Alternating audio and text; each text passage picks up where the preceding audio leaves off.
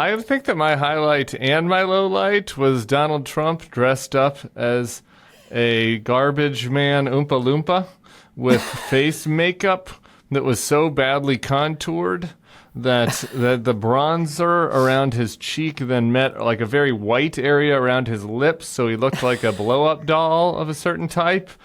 And that was enjoyable. It also was a dark reflection on the state of affairs in our politics.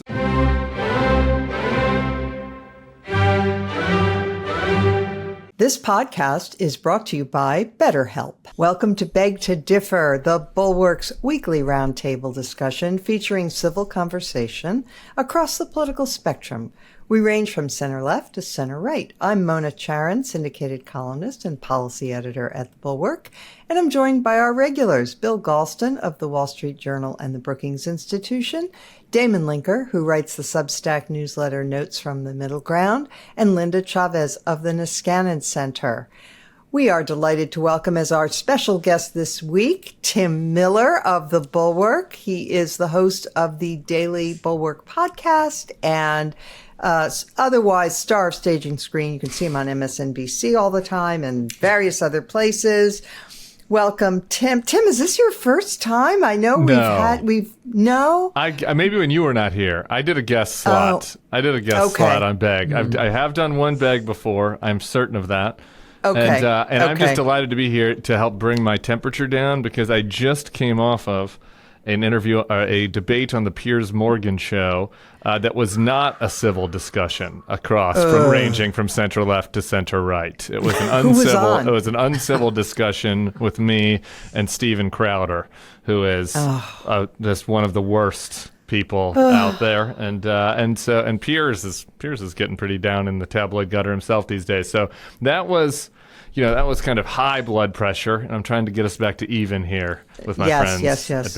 We will work on that. Although our first topic is the the closing arguments of the two campaigns, and so we do have to start. I'm sorry to say, with the hate fest that took place at Madison Square Garden. And it was a kind of a reprise of the GOP convention. But if anything, even more vulgar and raw and stupid and puerile and all those things.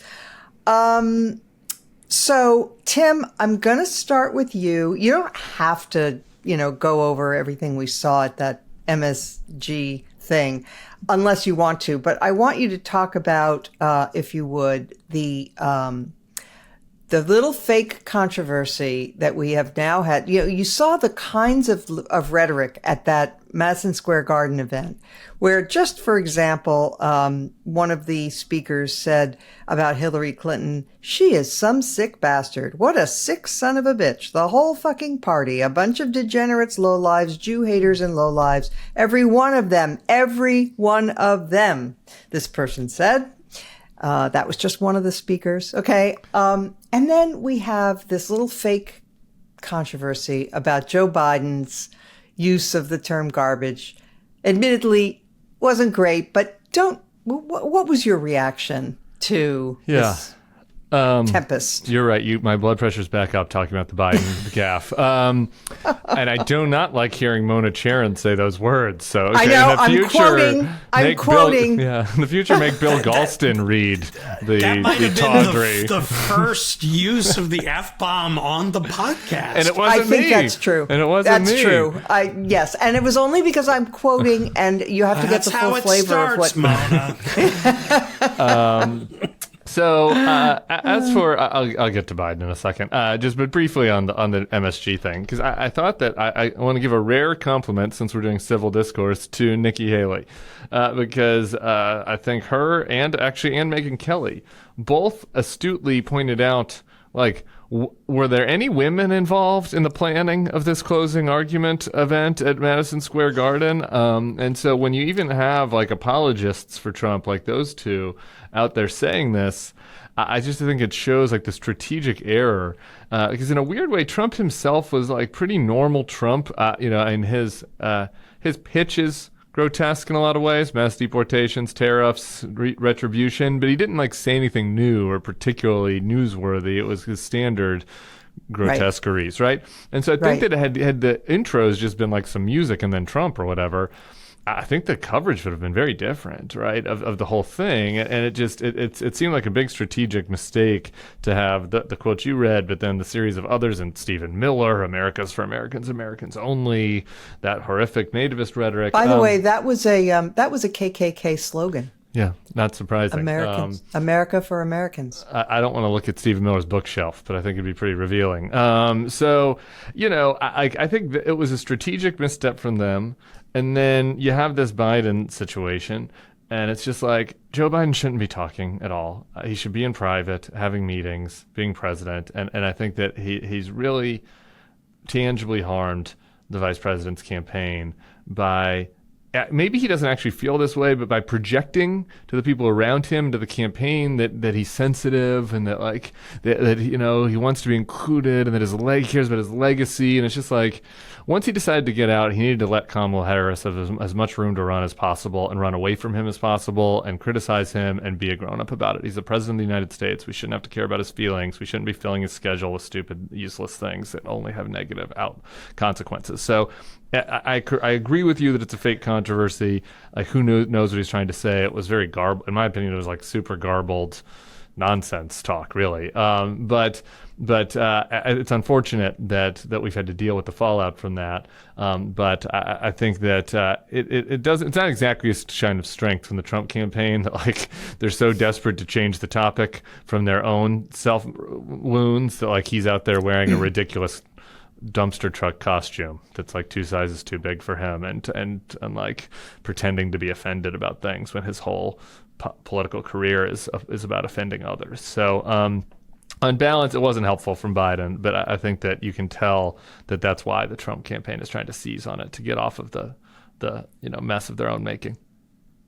Damon, it is a bizarre aspect of the dynamic, though, isn't it? That that Trump and his people do nothing but name call and disparage and describe people as vermin or, enemies of the people and on and on and on. Not careful to make distinctions between ordinary Democrats or politicians. They lump everybody in. And so they get away with it. But this desire to be persecuted or to capitalize on the sense that's out there among some Trump supporters, and I don't even know how many, but that the elites look down on them, the elites hold them in contempt. They think that's their rocket fuel, right? And they're going to seize on any chance. I mean, you saw Trump saying, this is like Hillary's deplorables comment. It's the same thing. Well, I mean, I will say that I liked him. I was really just eye-rollingly appalled that, like, Biden did this. I immediately recognized, like, he just stepped in this totally unforced mistake. It was so obvious instantly of what this would do. It was the same night that Kamala had her big, very successful, and I think excellent speech in Washington before an enormous crowd. And instead of the news coverage focusing singularly on that, it became this thing. The president just described 47% plus of the country as garbage. And I really don't care what he intended to say. It came out sounding enough like that it was a true unforced error, and it makes me angry at him. I wish he would just shut up. That said, your larger point, yes, of course, is it unfair that the two parties are held to utterly different standards on these things? Yes, of course it is, but that's our time. That's what politics is now, because the fact is that the Republicans, since Trump came on the scene, have decided, and depending on the outcome next week, they could well be right, that they win by dividing.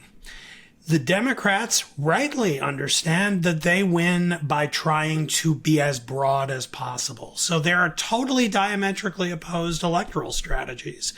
The Democrats want to win as many votes as possible, take as many people from the center and even the center right as they can to build a coalition that could prove to be a majority of the country. All the Republicans want to do under Trump is to win a plurality plus one of every swing state, which means in their mind maximizing the total number of their base possible. And this speaks to the whole gender thing that you were asking Tim about too, that Tim brought up with the Nikki Haley comment. It is the case, I think, that they've decided that they can win this if they're non-engaged, non-informed, but persuadable male voters out there will be motivated to show up to vote next Tuesday or in early voting, and thereby run up the kind of alienated, white, non-college educated man in the country. And if they can just do that just enough in the 7 swing states, then they can prevail, and everyone else, the enemy. And that's their strategy. And that translates when it comes to things like media coverage and narratives of the two campaigns, is that like the Democrats are expected to be as open and tolerant and accommodating as possible to as many people as possible, to say, please come vote for me, join us.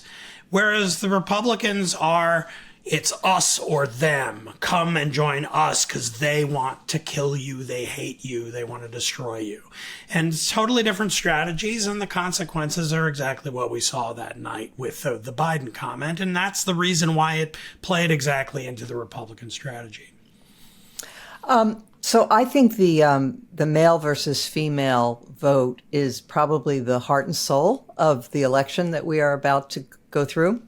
And so I think we should talk about that some more. But before we do, I want to ask you, Linda, are we overplaying the garbage comment from Biden? I mean, that was a hell of a speech by Kamala Harris. 75,000 people showed up. That's a reflection of something. And she's good at those things. And she nailed it, in my humble opinion. What do you think? Are we missing the... Well, first of all, I want to beg to differ with both Tim and Damon on the Biden thing. Great. Sorry. Good. We like differing. I blame the media. I blame the way the media handled the Biden thing. To me, it was a little nothing. I mean, you've got Donald Trump every single day saying that America is a garbage can. You know, you've got all of the vile things, including about Latinos, which were totally repulsive. And by the way, this narrative of Latinos and babies, this is the great replacement theory, plus all of the anti-immigration stuff, whose roots, as I mentioned last week in my highlight, start from the anti-population movement. They don't like immigrants because, number one, they're people, and if they happen to be Latinos, they have children, love family, and that apparently is a bad thing. So all of that, I think the media is trying so hard to be even-handed. And they gave a hard time to Trump about the rally at Madison Square Garden. And this was the way to do, the both sides kinds of things. And I think the media made it more of an issue than it needed to be. And I guess I did hear the statement. I heard the apostrophe. I heard that it was supporters apostrophe, plural apostrophe. I'm an old English teacher. What do you want? I think if you're an old English teacher, there was a lot of grammatical mistakes in the sentence that would have needed to be corrected in addition to the apostrophe. True. That's true. That is true. Yes. All right. That's. Right. Well, anyway, thank you for that. So, Bill Galston, do you want to weigh in on this? Do you agree with Linda or with Damon and Tim? On the one hand, I agree more with Damon and Tim than I do with Linda. On the other hand, I have to confess to a certain impatience with this conversation. We have to decide, what kind of discussion are we having? Are we having an aesthetic discussion, a moral discussion, or a political discussion? And if we're having a political discussion, then the question is not how we react, but rather who is being moved in which direction by the range of stimuli to which they're being exposed. That, to me, at this point, is the serious discussion. And, I frankly am past caring, what Donald Trump and his supporters say, because we're in a period now where American politics is dominated by Gresham's law. And in these, just explain Gresham's law, please. Gresham's law is the old principle that if you have good money and bad money in circulation, the bad money will drive out the good money. And economists can give you a brisk explanation as to why that's the case. Or think of it as a kind of an arms race where the nature of the competition is not dictated by your desires, but by what the other side does. And if you are saying to yourself, well, what they're doing is aesthetically unappealing or morally troubling, and therefore we will or won't do X, I'm afraid that's not the right way to look at it. If you're having, I'm not sure what you're saying. I'm totally confused. What is your point? Okay, my point is that I think we're wasting a lot of time talking about what happened at Madison Square Gardens. That's my point. Really? Yes, really. Okay, that was the closing argument for the Trump campaign. No, it isn't. And it encapsulated exactly the pitch that they are making to voters. What new does that tell us, Mona? What new does that tell us? We knew that already. Is it surprising to anybody on this show that it was completely over the top? We've been down this road so many times. Let's talk about what's really going on. Okay, what's really going on? What's really going on is that this election is slowly drifting away from Kamala Harris. That's what's really going on, and the rest is peripheral. And we have to ask ourselves, if we're going to have a serious political conversation, why is that happening, and is it reversible? I don't care about anything else. Okay, but tell us more. Why do you think it's slipping away from her? I think it's slipping away from her, because she has failed to make the most effective argument she could for herself. And I deeply regret that, but I think it's true. Well, now that's interesting. What argument should she have been making? Well, you have a bunch of people saying we still don't know who she is. That's on her. And why do people not know who she is? Because she hasn't really done what she needed to do to define herself. That's my view. I'm happy to explain it. What do you think, Tim?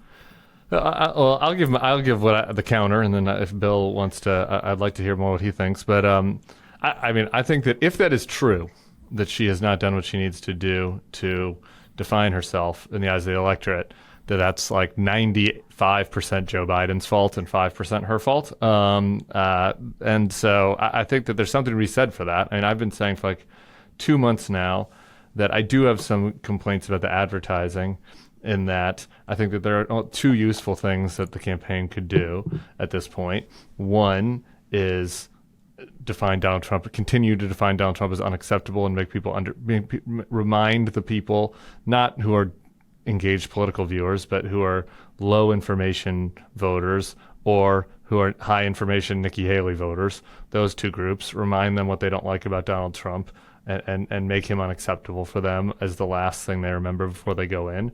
And or two, which is maybe where me and Bill have some agreement, introduce new information about Kamala Harris that would make them feel more comfortable with her.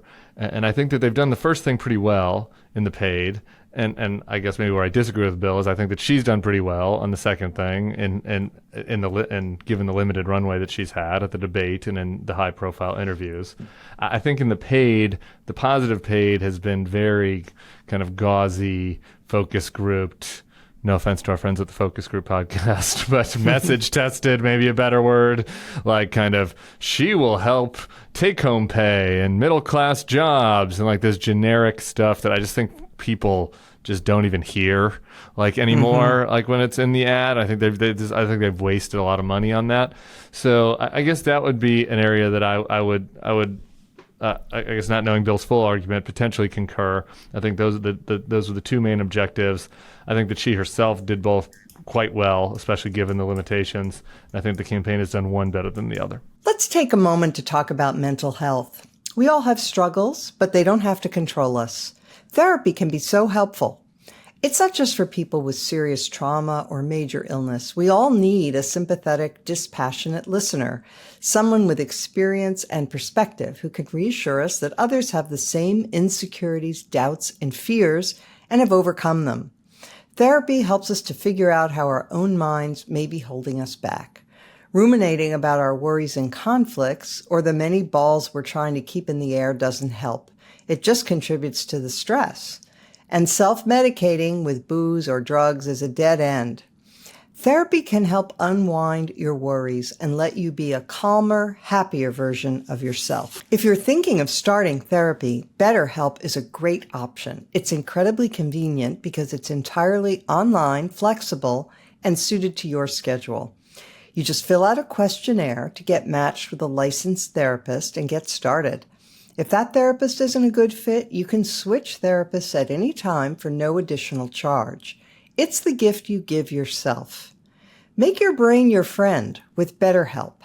Visit betterhelp.com/beg-to-differ today to get 10% off your first month. That's BetterHelp, HELP.com/beg-to-differ. Can I have a minute? Could I step in? Please. Sorry. Go ahead, Bill. So I just want to say something that hasn't been, and that is Kamala Harris and the transsexual issue. And I think that the fact that those commercials, those Trump commercials run every time there's a sporting event, I mean, they're clearly aimed at male voters who I think are probably more uncomfortable on that issue. And she needed a sister soldier moment. And she hasn't given herself that. She might have been able, I don't think she could do it at this point on that issue. She's basically, the campaign, not she, has more or less tried to diminish this issue. And clearly it's not a huge issue in terms of the number of people it affected. But some of us have been warning that this was an issue culturally that doesn't sit well with the American people. First of all, I agree with what Linda just said emphatically.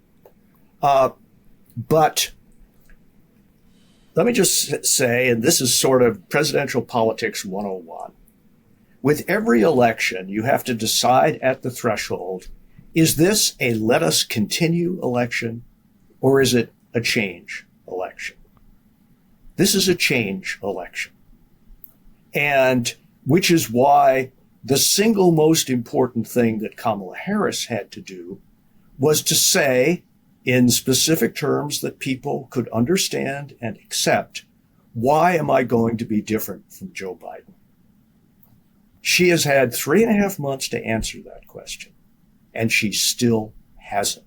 As a matter of fact, and she has had more than a month to correct the statement that she made on The View when she was asked where she disagreed, and said quite casually, well, offhand, I can't think of anything. That was, in my judgment, a catastrophic blunder in a change election. And I can tell you this because I have a long memory. If Hubert Humphrey hadn't broken with Lyndon Johnson, he would have had zero chance of winning that election. But by breaking cleanly with him on something that the voters cared about, he almost won the election. And she seems to think that she can do I know what the viewer reaction to what I'm saying is going to be. And pile it on, guys.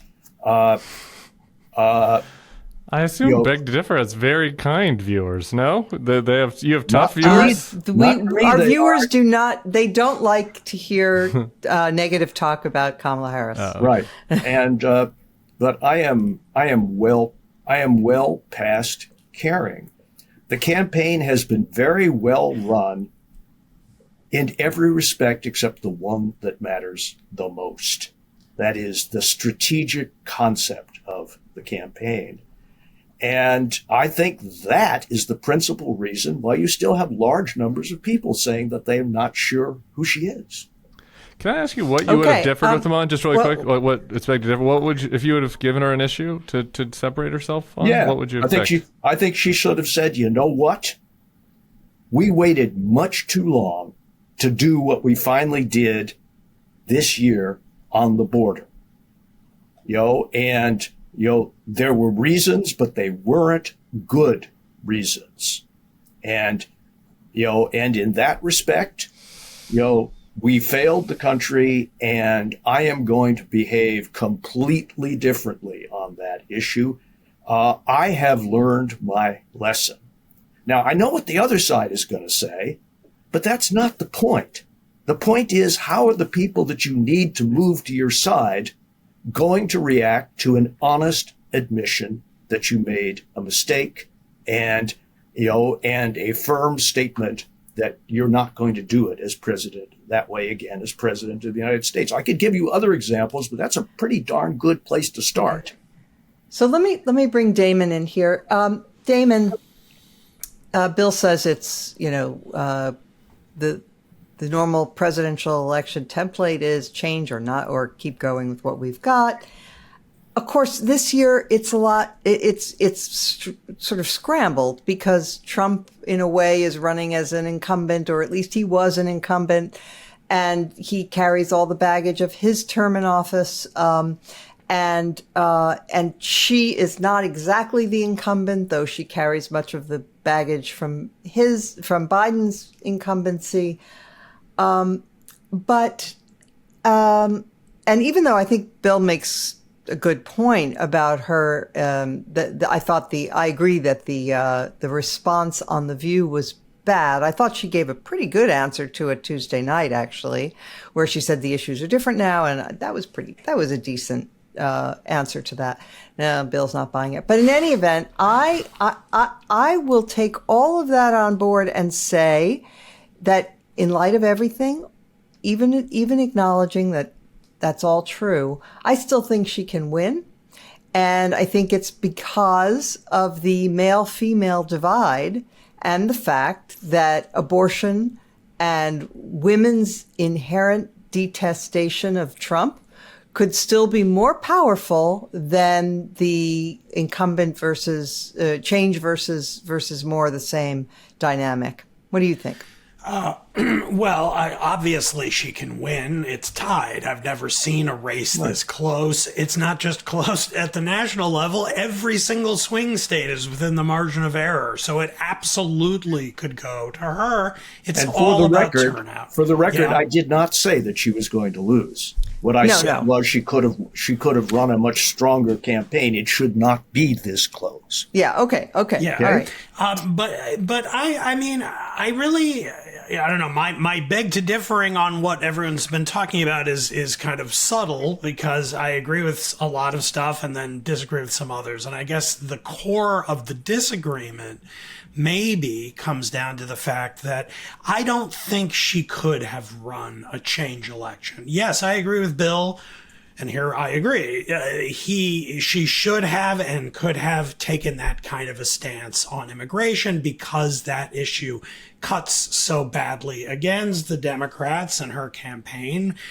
She could have said exactly what Bill suggested, and I think that would have been good. But that would have been a tactical change, not a strategic change. And I don't believe she can run as a change agent. And not only because she is the current sitting vice president, also because liberalism at our moment is not a change ideology. It is a stay the course ideology.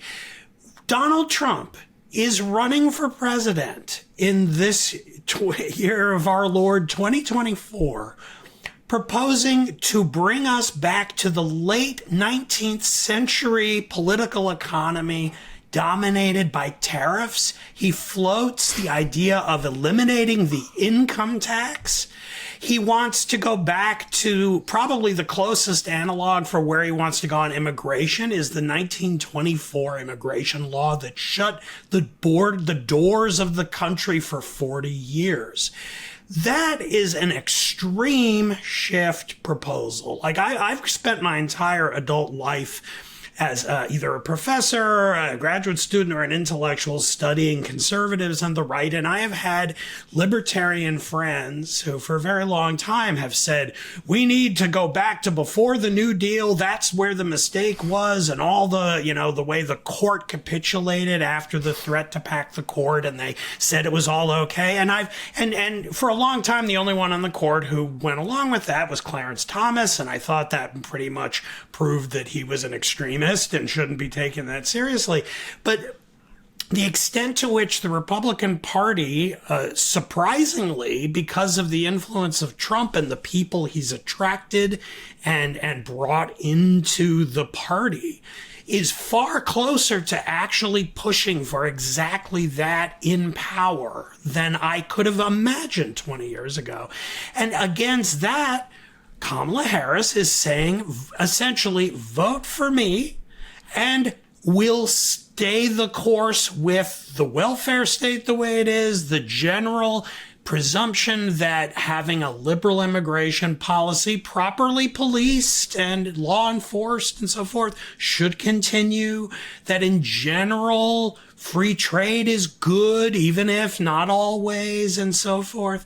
And in that respect, I think the most emblematic thing about her campaign has been what is going to amount to, frankly, to speak locally on this podcast, an incredible test of the Bulwark project, which is basically the Nikki Haley strategy. Woo the remaining Reaganite center-right voters over to the Democratic Party because they believe in preserving this thing that we've had going in this country for several decades now, since the end of World War II, with post-war liberalism that fought the Cold War, that then had some trouble in the late 60s and 70s where the Democrats wavering, and it gets handed off then to Reagan and Bush and George W. Bush, and now it's gone from the Republican Party, and that gets handed off to the Democrats, and they become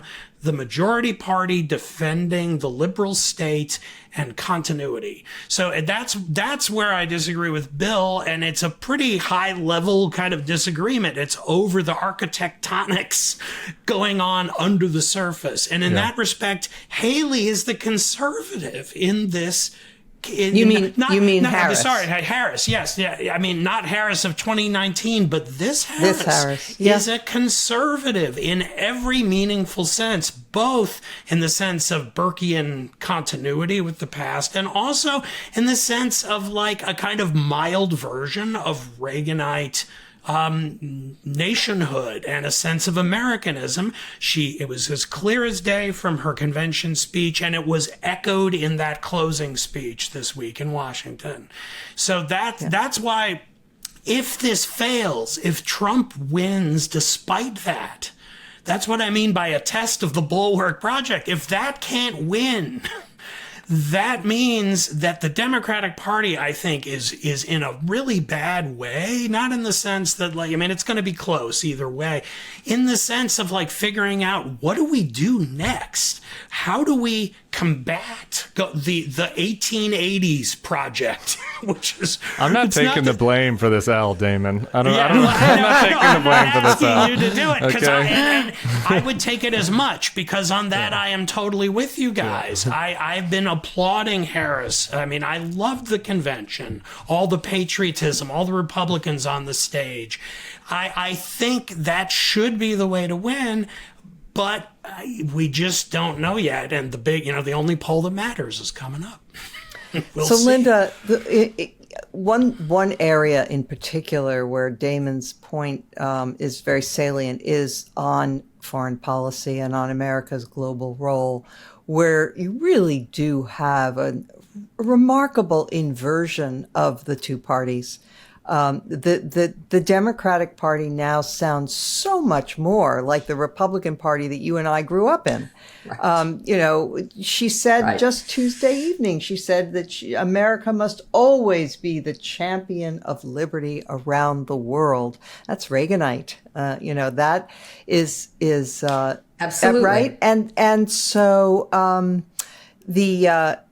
I hope, I don't know, but I hope, and I kind of believe too, that there are still enough disaffected Republicans, Reaganite Republicans, people who refuse to vote for Trump in the primaries, who may be swayed by that and abortion and a few other things to make a difference this next week. What do you think? I hope so. I mean, I hope that those early voting numbers that we're seeing, where more Republicans are coming out and voting early, represent the kind of Republicans you and I used to be. And so that's what I'm hoping. I don't, it may be foolish to hope that, but that's what I'm hoping. And you're absolutely right. I mean, unfortunately, most Americans don't vote on foreign policy issues. But, my vote for Kamala Harris was almost entirely, not entirely, but almost entirely based on foreign policy, based on Ukraine, based on Taiwan, based on a sense that NATO has kept the world safe for my entire lifetime. And I think he is a danger in that respect. Unfortunately, most Americans, I think, when they think about foreign policy, buy the Trump nonsense that, the world was, a safe and peaceful place. Tell that to the Syrians when Trump was in office. But I don't know. I do think that you talked a little bit about the gender issue, and I do think that is important. And yes, it may be mostly driven on the abortion issue, but here I disagree with Bill a bit that the kinds of issues we've talked about in terms of Trump's denigration of America and his vicious attacks on anyone who disagrees with him, I do think those are going to matter. And I do think women instinctively recoil, particularly with that kind of bombastic fury that he projects. Maybe, the Joe Rogan crowd and the, World Wrestling Federation crowd really thinks it's cool. They love that image of his bloodstained face and his fists pumped in the air, having survived an assassination attack. And that's what they're looking for. But I think a lot of women find the name calling and the crudeness and the attack. I'm sorry. Yeah. Oh, well, I was just going to introduce the gender gap issue for you, tee it up for you. That Thank you. women vote more than men. Women are also a bigger percentage of the voting age population than men. And isn't it a better bet if you're going to make this a boys versus girls election to bet on the women? As a matter of pure math, yes, if it comes down to that. But I think politically speaking, it's more complicated. Let me just give a brief history of the 3 Trump elections. In 2016, there was a huge gender gap because he did a lot better among men and Hillary did a lot better among women. And he did well enough among men to more than neutralize her advantage among women. 2020, and people don't talk about this very much, was quite different. Biden hung on to almost all of Hillary's advantage among women, but came very close to fighting Donald Trump to a draw among men. And that is why he won the election by 7 million votes, almost 4.5%. The shape of this election is much more like 2016 than 2020. And that scares me. Why? Because there's a symmetrical gender gap. And that is, she's doing very well among women, but he's doing equally well among men.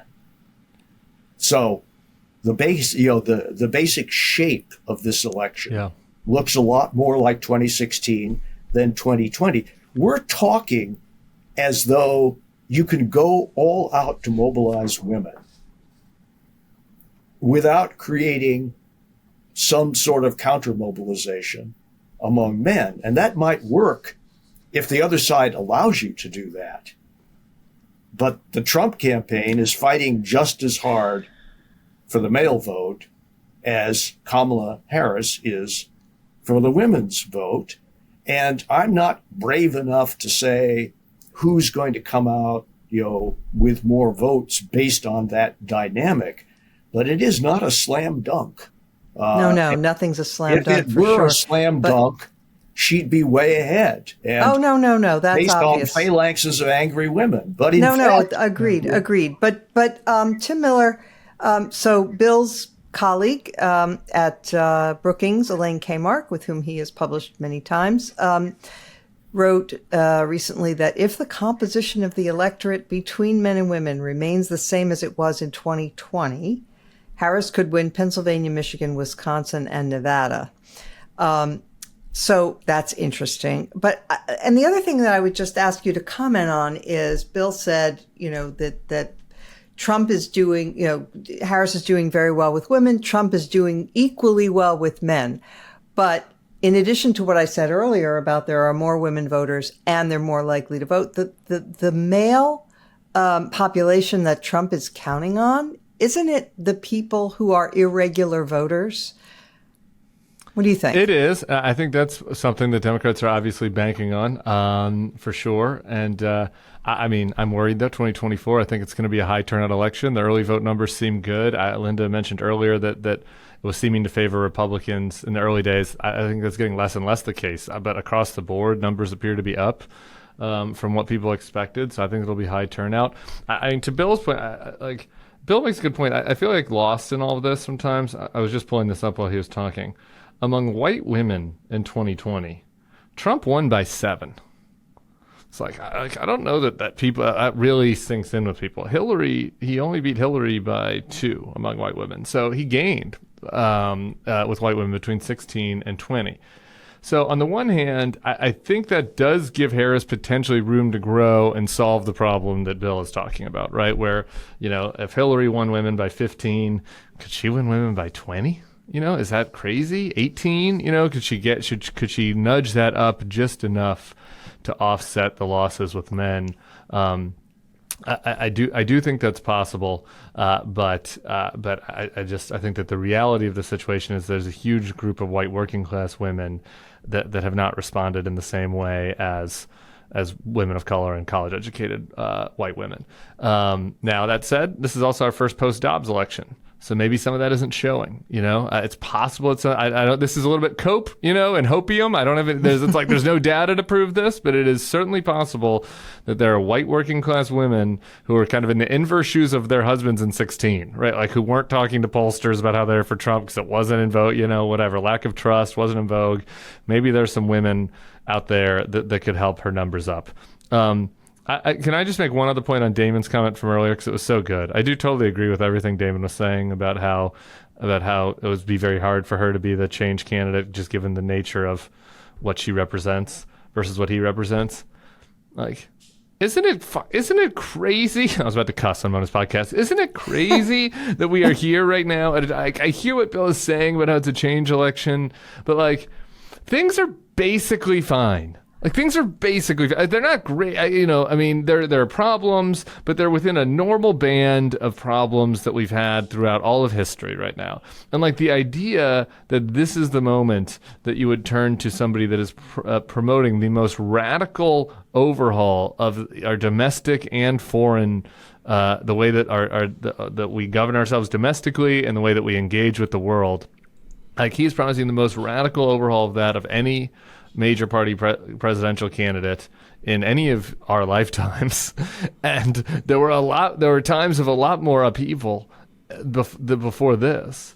And I still continue to find it like unbelievably remarkable that has been effective. But I think that is kind of explains the bind that she's in, right? That it's like, it's kind of hard to, if people really do want that type of upheaval, even like a little bit of distancing from Biden here or there, like, is that really going to help? I don't know.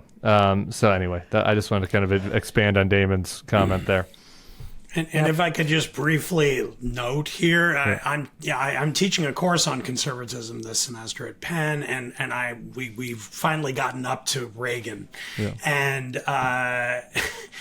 so I showed them Reagan's first inaugural address yesterday in class, and first of all, it was like, compare his rhetoric to Trump's rhetoric, quite something, but to set it up, I just wrote on the board, like, unemployment rate, 1980, 2024, interest rates, inflation rate, and I forget what the fourth one was, but, and then, of course, also reminded them about the Iranian hostage situation that had been going on. Like, the difference between now and then, you would think that we were living in like a utopia right now.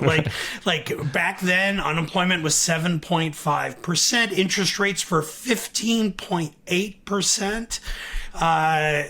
Inflation the was misery 7.5. index. That's why they came up with the term misery index. Yeah, stagflation, something we haven't heard since. I mean, it was really quite bad right then. And the result of that change election was the election of Ronald Reagan.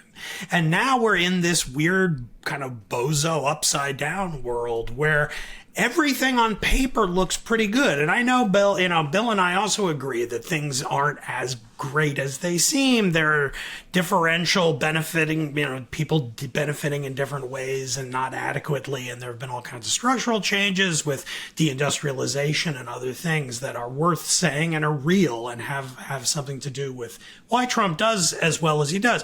And yet still, at the kind of macro level, you would think that we would want the most stable continuity election imaginable because the unemployment rate can't get lower. That's right. The inflation rate now finally can't get lower, even though we did have inflation just a couple years ago. It was as high as 9.1%.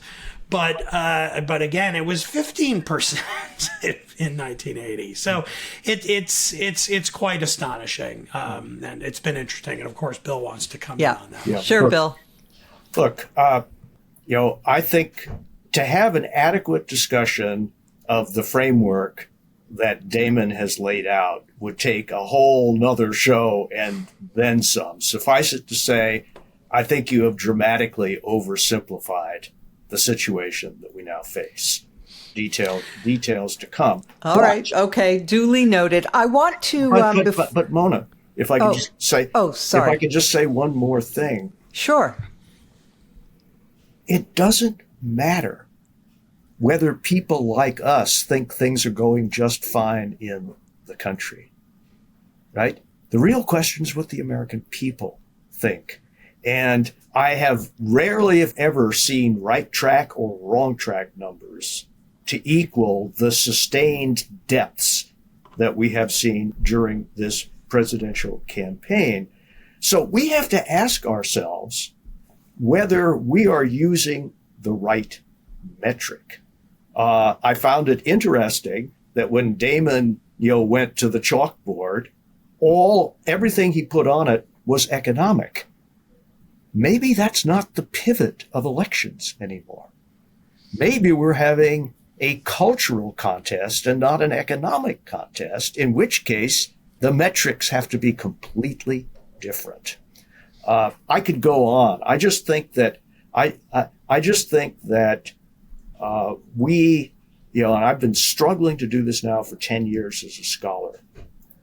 We really need to ask ourselves some hard questions about why, if we think things are going pretty well, so many people disagree with us. We can say they're wrong or misguided, but I think that gets us nowhere analytically and especially nowhere politically.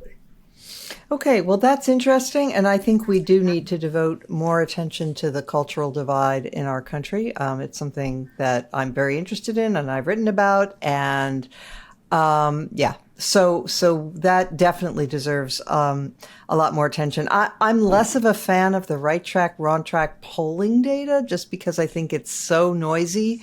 You can't tell when people say wrong track whether they mean whether they are strong, let's say MAGA Republicans who, think there's too much wokeness, or whether it's, people who think we have too much conservatism. So anyway, it's a little bit, I think that's less helpful, though not completely irrelevant.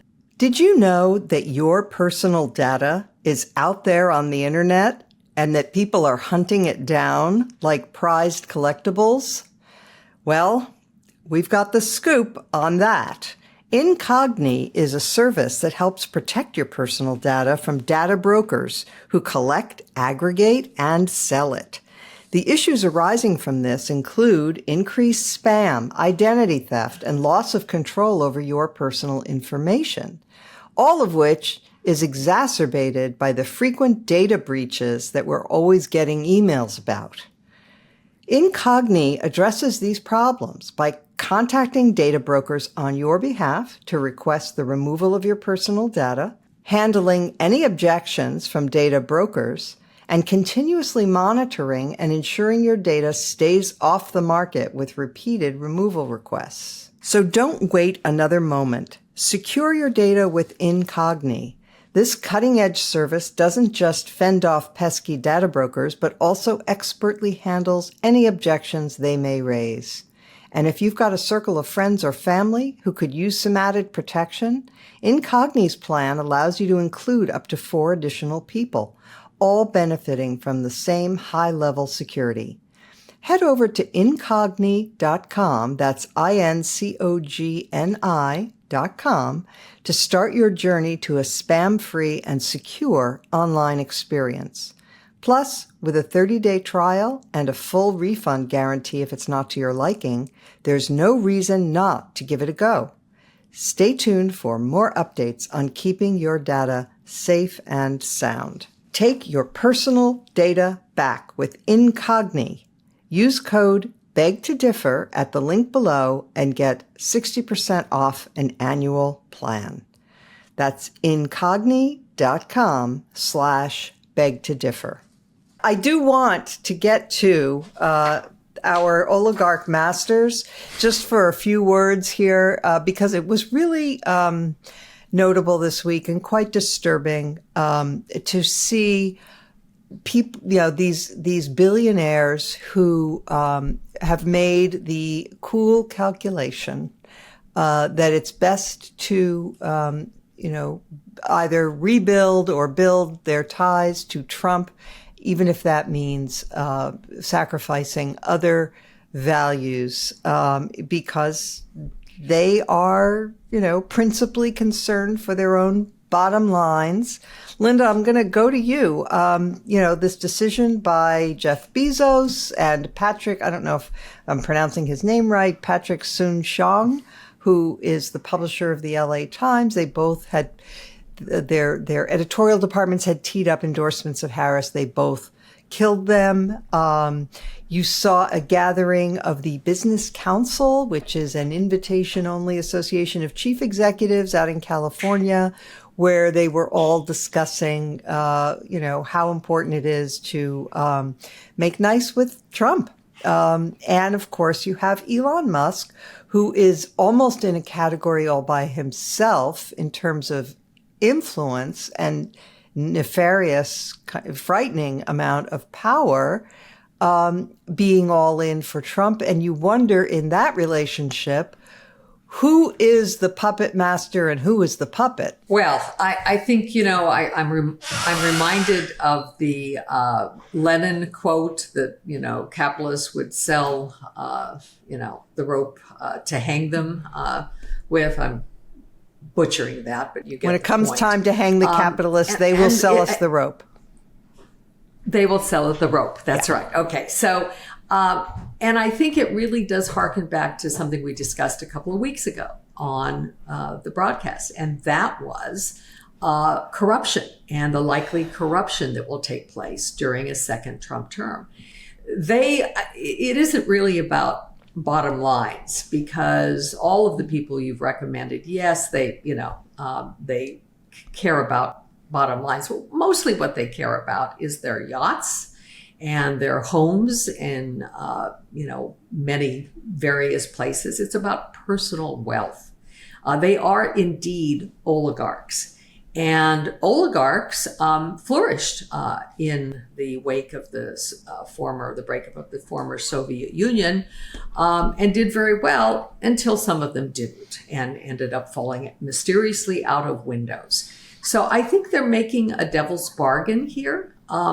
But I do believe that because so many of them are involved in one way or another in the media infrastructure in our country, that goes a long way to explaining why you have discomfort with the comfort with the right track, wrong track polling. Because I think we don't get information in the way we used to. We don't get it from a common source. And I think that is one of the reasons, we sit here and cite statistics. It isn't just the lived experience of people that are feeling this differently. It is that they are fed a constant stream of disinformation about what is happening in this country. So it's scary to me. They are going to, if Trump is elected, we're going to look a lot more like post-breakup Russia than anything we have ever seen in American history. Tim, can I ask That's you about uplifting. the journalism side of this? Sure. Journalism is struggling, right? Newspapers closing all over the place. The economic model, which used to be, the big department store and supermarket chain would advertise in the local paper, and that was their revenue source. And then, right, that's all gone, blown up. And so many papers have closed, and a few papers have been sort of rescued by these billionaires, including the Washington Post, by Amazon's Jeff Bezos. And that's great because he's got more money than God, and he doesn't need to worry about the declining ad revenue, except he's got a lot of other business interests, and he's got contracts with the federal government that he's got to be concerned about. And so we wind up here where he decides actually, the Post is a money losing proposition for him anyway. And the most important thing he's interested in are his business contracts, his other businesses and their contracts with Uncle Sam. So what does this say about journalism? We could do another hour symposium in addition to the cultural changes in the country on what's happening in journalism and how the New York Times is becoming a monopoly that's gobbling up everything and everyone else needs to exist based on charity and the problems associated with that. There are many problems associated with it, which is why I've been more hesitant to be excited about the unsubscribe for the Washington Post thing. I think that supporting actual journalism on net is good. To me, it's more of a question about what you were alluding to there with these guys and their relationships with the government. I mean, all of the accusations from the right over the years about Soros are true in spades about Musk. in times 100, right? Like he's involving himself in these campaigns, and he is a government contractor, and he's looking for favors from the government, and like he's going to try to attack, use crony capitalism to hurt his competitors. I mean, like it's all of the bad things every sort of free market, whatever Republican would say about lefty billionaires getting involved in our politics.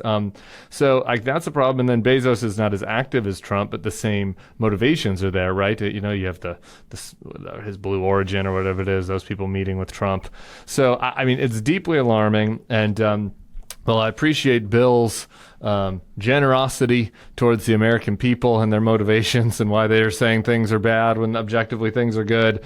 I'm for that. I do not share that generosity when it comes to these billionaires. It's what they're doing is idiotic and selfish, and as Linda pointed out, It's a bet that's likely to fail. I mean, like the system of the country moving more towards looking like Hungary is not a system for economic prosperity, and the risk of all of the overhaul of the system that Trump is planning, like it seems to me that it would be both morally, politically, and capitalistically correct to clearly support Kamala Harris's effort in this campaign, and yet these guys are making a cowardly choice that I think is probably not even in their self-interest in the long run. It's really depressing. Yep. Damon, have anything to add? Yeah, depressing. Yeah. I mean, the only thing I have to add on this is that I think this is yet another way in which the Republican Party of today is remarkably focused on trying to recreate the late 19th century. I wrote a post about this about a week ago, and it had a number of kind of dimensions in which I think this is happening. I mentioned earlier, immigration, tariff, kind of political economy based on tariffs, wanting to get rid of the income tax. But another way is a kind of wanting to create a digital version of the Gilded Age. I mean, I think the Bezos thing I put a little bit in a different category. That is a kind of, I think, low level corruption in the sense that he has this Blue Origin rocket company. It's not as prominent as Musk's SpaceX, and so he's a direct competitor on that. Musk is very close to Trump now, and he's trying to hedge against the consequence of a Trump win by sort of laying off a little bit. And I don't think that's good, and it's not good for the Washington Post or journalism, but I also think that's sort of like more like the kind of corruption one would expect in the early 21st century. The whole Silicon Valley dimension of this, though, the Musk, the Peter Thiel, all the lesser oligarchs out there who are now fervently pro-Trump, that's something a little scarier. I mean, that is the kind of digital Gilded Age model where a lot of these people, they go look back at the economic history of the country and they say, this was the era of takeoff, of dynamism, where these great individuals created industrial America. And we want to do that now with our new technologies, and we will be the new Carnegies, the new Mellons, the new Roosevelts, the Fords, all of the big industrialists of the late 19th, early 20th centuries. And that's the future of America is radical dynamism. And Trump is gonna, if you'll excuse a little bit more vulgarity, he's the one who'll break shit and make that possible. And so we're hitching our wagon to him. That, I think, is their motivation, and that is something that we haven't seen before. Again, that's why I think Bezos is more like, you want to, again, hedge in the face of something that could be really devastating to your rocket company. Again, not good, but sort of standard issue corruption, whereas the Silicon Valley is almost like a kind of counter ideology to what America has become since roughly the progressive era, when the government started to kind of push back against the things that came out of the negative side of the Gilded Age, breaking up the trusts that inevitably arise when you have very high tariffs and then collusion among different sectors of the economy based on the imports that they require, and so they lobby the government and get a carve out for just them, and so that they don't have to pay the tariffs. It's a kind of model of political economy that we're not really familiar with, and they want to recreate it, and it's a wild thought, and really pretty scary if you think about the kind of changes it would bring in. So a lot of people, Bill Galston, and you know this, but many don't. A lot of people think a progressive is, somebody who is, for,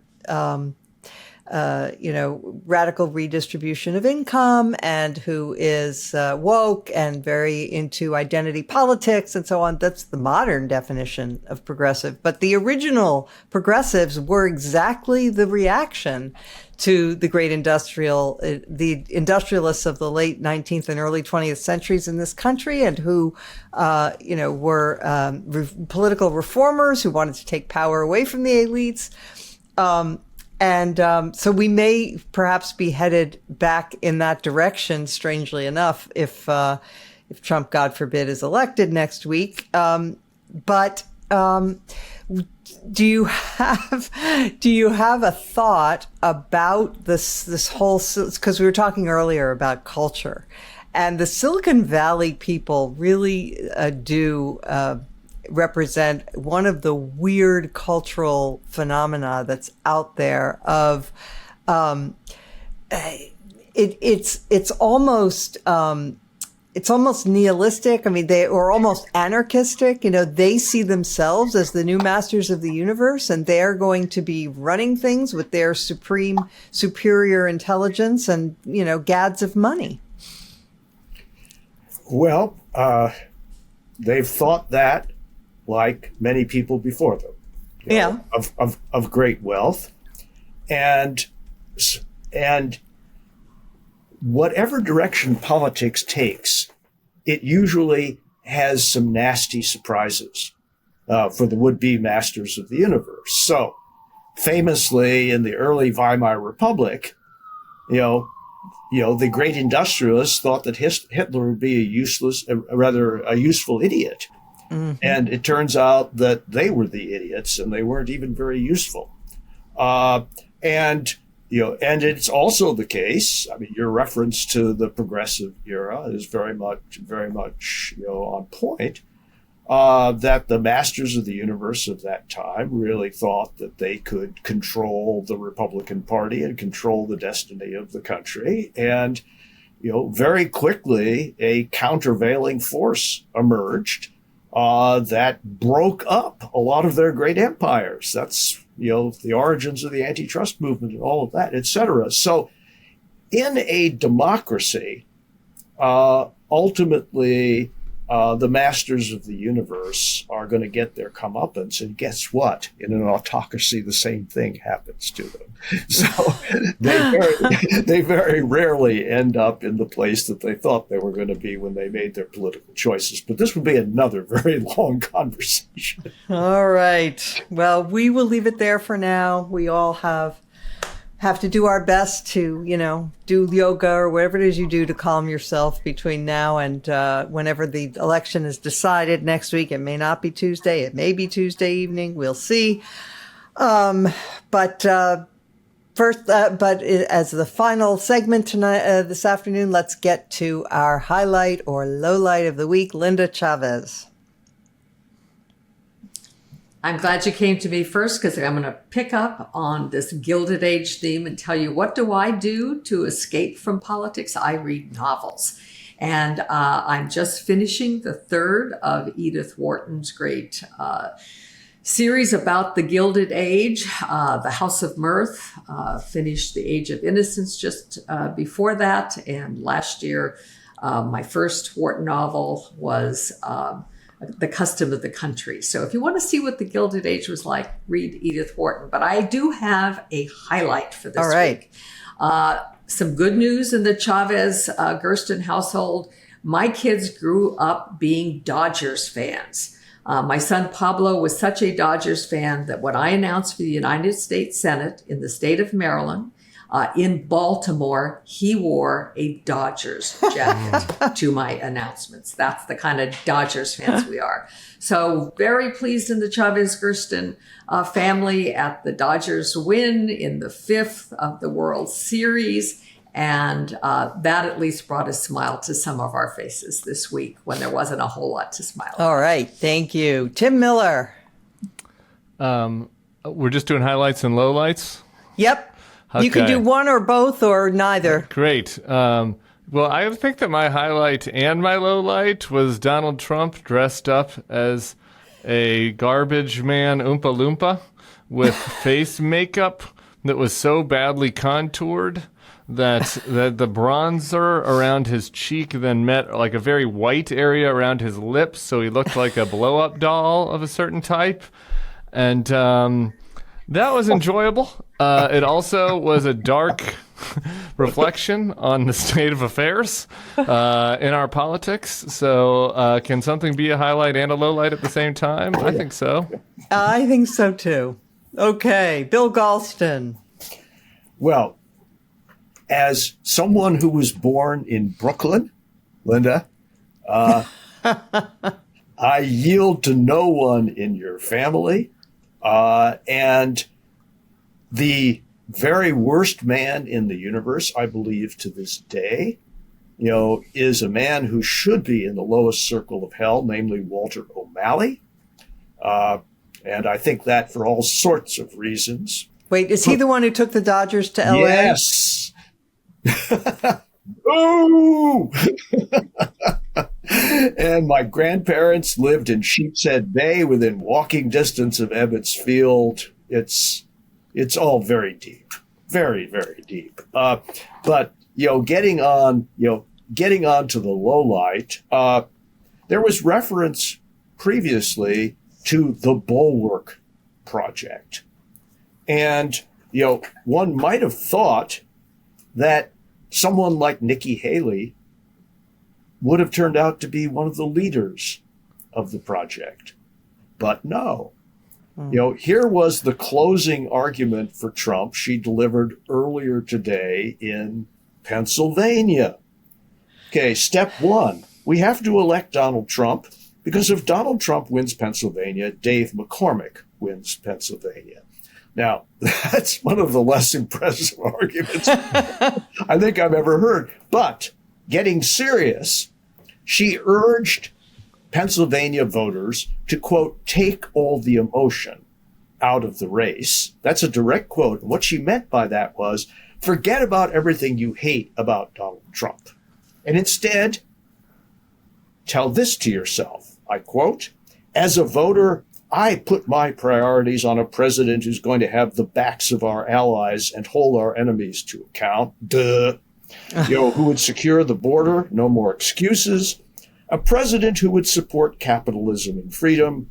A president who understands we need less debt, not more debt. Oh my! This is the same president who added $8 trillion to the national debt. God. I hate her so much. Yeah. This is, this is, I don't even know what to say about bad faith all the way down. Expected. Yeah. Yeah. Agreed. I'm going to be, I'm going to be in the old folks' home, pointing my little bony finger at people and be like, that's that person, Nikki Haley.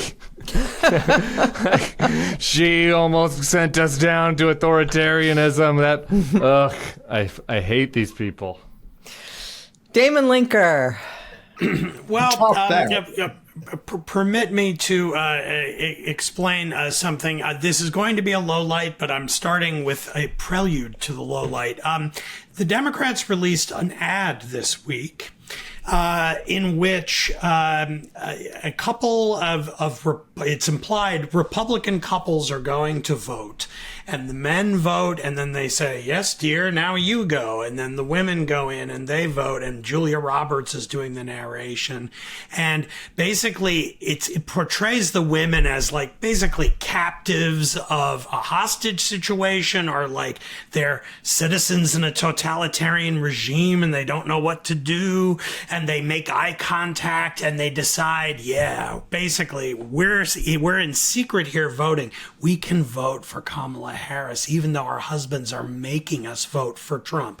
Now, I didn't like this ad. I found it kind of condescending and obnoxious in the way that political ads often can be. This is not aimed at me as a voter, really. But what I found very interesting, and here we get to the lowlight, Charlie Kirk, Jesse Waters, and even these are two, right-wing influencers, MAGA people who spend all their days on cable news, on Fox and other places.